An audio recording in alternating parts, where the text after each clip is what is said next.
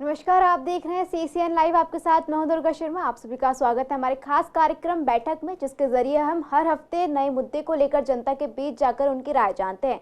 इन दिनों दिल्ली के सीएम अरविंद केजरीवाल को लेकर काफी चर्चा हो रही है। दरअसल दिल्ली के सीएम अरविंद केजरीवाल 10 मई को जेल से बाहर आ गए हैं।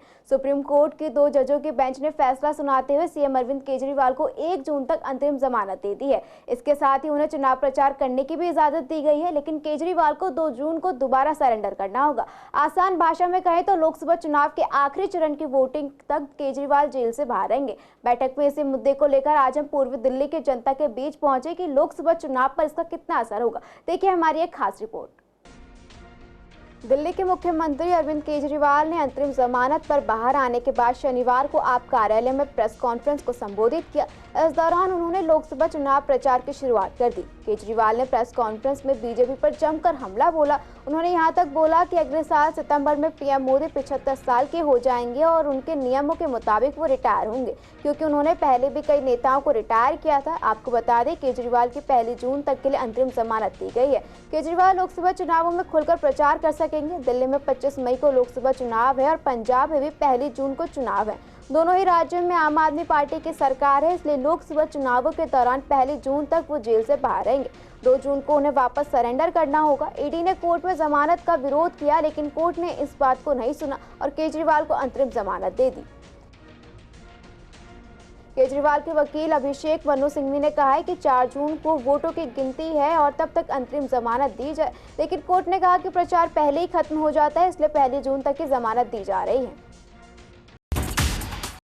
अच्छे है कि आ गए, इनको तो सब फ्री कर रखे हैं, सब कुछ फायदा है। अच्छा, आपको लेडीज क्या आम जनता को क्या फायदा होगा? आम जनता की यही फायदा हुआ कि बस में आना जाना सही हो गया। देखिए, मैंने जो हमारे केजरीवाल जो नेता है, हमारे सबके नेता है, एक महान नेता है। मैं उनको बहुत बहुत धन्यवाद करना चाहती हूँ और पूरी दिल्ली का धन्यवाद करना चाहती हूँ और उनको बधाई देना चाहती हूँ जो हमारे केजरीवाल जी बाहर निकल के आए हैं। देखो, इफेक्ट तो हमारा पहले ही पड़ रहा था, लेकिन अब केजरीवाल जी आ गए, अब हमारा और दुगना और उत्साह बढ़ रहा है। आम जनता इतने दुगने मन से और डबल मन से एक्टिविटी कर रही है और काम कर रहे हैं, बहुत मन से काम कर रहे हैं हम लोग। बहुत अच्छी बात है भैया, रहा हो गए तो, और इस बार तो इनकी पार्टी आनी चाहिए। हाँ, केजरीवाल को लेके बहुत उत्साह है और बाकी बिजली पानी तो उन्होंने फ्री कर ही रखा है और लेडीज़ों को इस बार 1000 रुपये देने की भी स्कीम है। अच्छा है, घर से बाहर निकलेंगी औरतें। बढ़िया इंसान है, उन्होंने समाज के लिए बढ़िया करा, अच्छा करा उन्होंने, और मैं तो कहता हूँ आगे तक कैसे करते रहें। अगर जैसे उनको बेल मिली, अब बाकी भी मांगेंगे। जो पॉलिटिकल हैं, जेल में बंद हैं, वो भी कि जब मैं भी प्रचार करना हूँ अपनी पार्टी के लिए, तो या तो जमानत देनी नहीं चाहिए थी, और दिए तो फिर ये शर्तें लगानी चाहिए थी कि आप 2 जून को वापसी आके सरेंडर कीजिए। तो एक तरह उनके ऊपर एक स्टैम्प भी लगा दी कि आप क्रिमिनल हो, आपको एक छोटे टाइम के लिए हम बाहर भेज रहे हैं। तो ये इसमें पॉलिटिक्स हुई है, जजों को ऐसा नहीं करना चाहिए था। है केजरीवाल के उन मुद्दों पे अब काम नहीं हो रहा है। राघव चड्ढा कहाँ है, मौज मस्ती कर रहे हैं। आपको हिलगा रखा था आम आदमी, ठीक है ना। 4 फ़ोन है, आईफोन है, 45 करोड़ का बंगला आम आदमी का नहीं होता है ना। ये चुनाव में देखो दिल्ली में तो आएगी, क्योंकि यहाँ पे लोगों को बिजली और पानी की लत लग गई है। अगर किसी को बेरोजगार करना है, उसके हाथ काटने हैं ना, उसे फ्री की आदत डाल दो। फ्री से कभी बेरोजगारी दूर हुई है? आप बताइए, नहीं ना। तो वही चीज़ें हैं सारी। देखो, सबसे पहले जनसंख्या बढ़ेगी तो बेरोजगारी बढ़ेगी। नहीं, आप कुछ कम, आपके घर में 10 मेंबर हैं, ठीक है ना। ज़रूरी नहीं है कि 10 के 10 पढ़े लिखे हों, 2 पढ़े लिखे होंगे तो 2 को ही रोजगार मिलेगा। तो वही सारी चीज़ें हैं। शिक्षा बढ़िया होना चाहिए। दूसरी बात ये जनसंख्या नियंत्रण, इस पर कानून होना चाहिए। इससे पहले रोज़गार मिल ही नहीं सकता आपको। 140 करोड़ की जनसंख्या है यहाँ हिंदुस्तान की, 140 से अबव है। अब बाहर देख लो कितने डेवलप देश हैं। राहुल गांधी जी तो कह रहे हैं बच्चे ज़्यादा पैदा करो, आबादी आपकी ज़्यादा होगी तो आपको उतना ही हिस्सा दिया जाएगा देश की संपत्ति से। वो ये नहीं कह रहे कि पढ़ो लिखो, मेहनत करो। गवर्नमेंट की जॉब हर किसी को नहीं मिल सकती और रोजगार में हर कोई सक्सेस नहीं हो सकता। आदमी को खुद मेहनत करनी पड़ेगी, खुद निकलना पड़ेगा। संघर्ष करना पड़ेगा। अब आपके पास प्रॉपर्टी अगर किसी पे 10 लाख की है और उसके पड़ोसी है उस पर 5 लाख की है और वो 4 बच्चे पैदा करते हैं, तो मतलब थोड़ा ना कि उसकी प्रॉपर्टी उठा के उसको दे देंगे। मेहनत की उसकी, चोरी की थोड़ा ना, चोरी की तो केस कर दो उस पर। गवर्नमेंट को उसकी जब संपत्ति जब्त करनी चाहिए, तेरे चोरी की है, लेकिन अगर आबादी के हिसाब से तुम कह रहे हो संपत्ति बांट देंगे, तो ये तो खुद ही अपनी छवि खराब कर रहे हैं। केजरीवाल बाहर आ गया तो बहुत अच्छी बात रही और हम तो केजरीवाल को ही सपोर्ट करेंगे भाई, और कोई आएगा ही नहीं, क्योंकि केजरीवाल ने काम बढ़िया कर रखे हैं भाई। उसको तो फंसाया जा रहा है, वो ठीक है वैसे आदमी किसी हद तक। विपक्ष वाले कहते हैं कि विपक्ष तो कहता है, विपक्ष का क्या है, विपक्ष तो कहेगा ही, वो कब कहेंगे कि हाँ ये आदमी ठीक है, विपक्ष कभी नहीं कहेगा ठीक है। उनके राय से आने तो मजबूती मिलेगी पार्टी, मजबूती के ठीक है, वो अपनी जगह ठीक काम कर रहा है केजरीवाल, जो बढ़िया काम कर रहा है, और ऐसे ही चलता रहेगा तो लाइफ टाइम तक बना रहेगा। मजबूती मिलेगी केवल दिल्ली में ही मिलेगी। जहाँ भी मतलब कहीं भी हो, चाहे कहीं भी जो काम अच्छा करेगा उसको तो तारीफ करी जाएगी भाई, कोई भी हो, चाहे जो काम अच्छा करेगा, चाहे आप हो मैं हो कोई हो, चाहे जो काम अच्छा करेगा वो उसके गुण गाए जाएंगे भाई। देखो भाई, मजबूती तो मिलेगी केवल दिल्ली में। अब यूपी में है 52 है, 22 करोड़ जनसंख्या, 23 करोड़ है, यहाँ कितनी है 2 करोड़ है, तो वो देखो मेंटेन तो उन्होंने कर रखा है ना। तो यहाँ पे इतना वो कुछ नहीं है, खाली हवा, खाली बिजली पानी की है।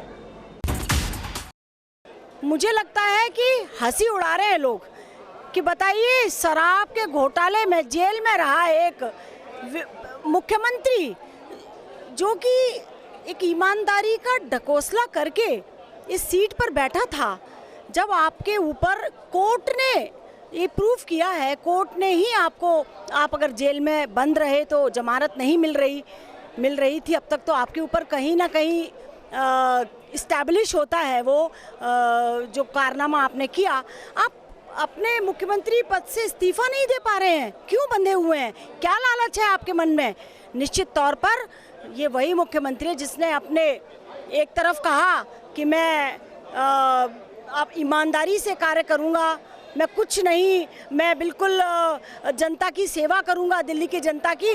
फ़र्क क्या पड़ेगा? फ़र्क तो देखिए, लोगों को पता है कि उन्होंने अपने घर में जो कम्बोर्ड लगाया, टॉयलेट शीट जो कि उससे रिमोट से खुलने वाला, लोगों को पता है, वो याद आ जाता है। जब वो बटन दबाएंगे तो उन्हें वो कम्बोर्ड शीट याद आएगी, कोई फ़र्क नहीं पड़ने वाला।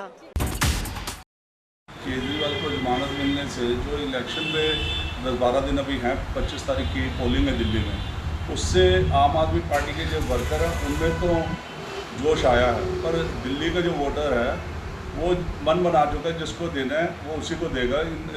जमानत से, केजरीवाल के बाहर आने से या कोई और होने से फ़र्क नहीं पड़ता। जो आम आदमी पार्टी का वोटर है वो अपनी तरफ जाएगा, जो बीजेपी का है, कांग्रेस की, वो अपने अपने उम्मीदवार को वोट देंगे और इससे कुछ फ़र्क पड़ने वाली बात। जिस तरीके से माननीय सुप्रीम कोर्ट ने केजरीवाल जी को अंतरिम राहत दी है, उससे आज लोगों में एक संदेश तो गया ही है कि कहीं ना कहीं लोकतंत्र को बचाने के लिए माननीय न्यायालय अपनी बहुत अच्छी भूमिका निभा रहे हैं। ये ठीक बात है कि क्या ये बेल 20 दिन के लिए, लेकिन 20 दिन के लिए क्यों है? टाइमिंग के आधार पर न्यायालय ने कहा ना कि यदि ये केस 2 साल से चल रहा था, या तो चुनाव से पहले आप इसको ये कार्रवाई करते या चुनाव के बाद में करते। रिहा नहीं होना चाहिए था। हाँ, क्योंकि अगर ऐसे ही होने लगे तो सारे राजनेता रिहा हो जाएंगे चुनाव प्रचार के बहाना मार के। देखिए, रिहाई तो बिल्कुल ही गलत हुई है। ये संविधान का जिसका भी नाम ले रहा है ये, मगर ये बहुत गलत है। धीरे धीरे सभी पार्टी जो लोग हैं, अभी अमृतपाल ने भी कहा है कि मेरे को भी इलेक्शन लड़ना है, मेरे को भी बाहर भेजो, तो सब लोग बाहर भेजने के जाने कहेंगे तो इससे कानून कैसे सुरक्षित रहेगा? ये तरीका बहुत गलत है। नहीं, ऐसा कुछ नहीं है, ये आपस में ही इनके में तिया पाँचा हो रहा है। ये इनको अभी तक यही नहीं पता कि मुखिया कौन है इनका, इनको अपना लीडर खुद ही नहीं मिल पाया। ये तो केवल इनका इनका कोई मुद्दा ही नहीं है, मुद्दा केवल मोदी को हराना है और कोई इनके पास कोई मैनिफेस्टो ही नहीं है। तो मजबूत नहीं होने वाले केजरीवाल के बाहर आने से? ऐसा कुछ नहीं है, एक चोर के संग दूसरा चोर होने से दूसरे चोर मजबूत नहीं होंगे। जनता भी जानती है कौन काम कर रहा है, किसने क्या क्या काम किया है। 2014 के बाद से जो बीजेपी सरकार ने, जो मोदी ने जो काम किया है वो सबको नज़र आया है, उस बिहार पे जीतेंगे ये। जो लॉ है एज़ पर लॉ उनको भी रिहाई नहीं होने चाहिए। तो सुप्रीम कोर्ट ने जो भी फैसला लिया वो सर्वोपरि है हालांकि, बट जो लॉ है, लॉ कहता है जब तक वो अपने आप को बेगुनाह साबित नहीं कर देता उसको रिहा नहीं होना चाहिए था। बट ठीक है, इलेक्शन के लिए उसको रिहा किया है, बट इससे इलेक्शन पे कोई फ़र्क नहीं पड़ने वाला, कोई फ़र्क नहीं पड़ेगा। पब्लिक को सब पता है क्या चल रहा है क्या नहीं चल रहा पीठ पीछे। रिहा हो गए, वेल एंड गुड। अब देखते हैं वोटर्स क्या डिसीजन लेते हैं। केजरीवाल के बारे में बोलना कोई बेवकूफ़ी बोलेगा, उसका कोई काम ही नहीं है। उसकी नौटंकी करा लो और उसका इसके अलावा कोई काम नहीं कर सकता वो। आपने रिपोर्ट में देखा कि जनता का कहना था कि केजरीवाल की गिरफ्तारी से पार्टी के लोगों को सहानुभूति मिलेगी, जिसका फायदा सीधे तौर पर पार्टी को मिल सकता है। वहीं दिल्ली के सीएम इस बार बाहर आने के बाद चुनाव प्रचार में भी लग गए हैं और सत्ता पक्ष पर सीधा हमला कर रहे हैं।